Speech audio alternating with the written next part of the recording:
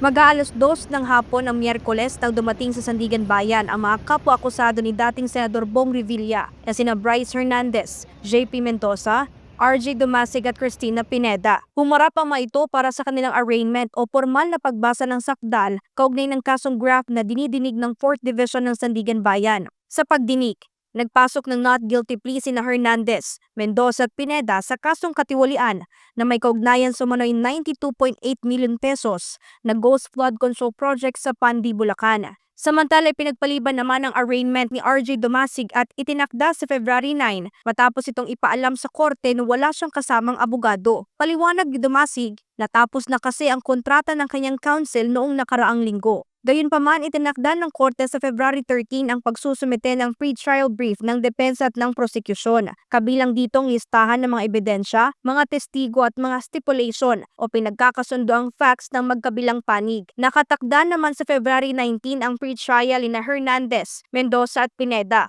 Nauna na ring humiling ng deferment ang kampo ni dating Senador Bong Revilla at ni Juanito Huat para sa kanilang nakatakdang arraignment noong nakaraang linggo dahil sa mga inihain nilang mosyon. Gayunman, inaasahan na rin na isasagawa ang kanilang arraignment sa February 9, habang nauna na ring binasahan ng sakda sa Emilita Huat na nag-plead din ng not guilty sa kasong graft.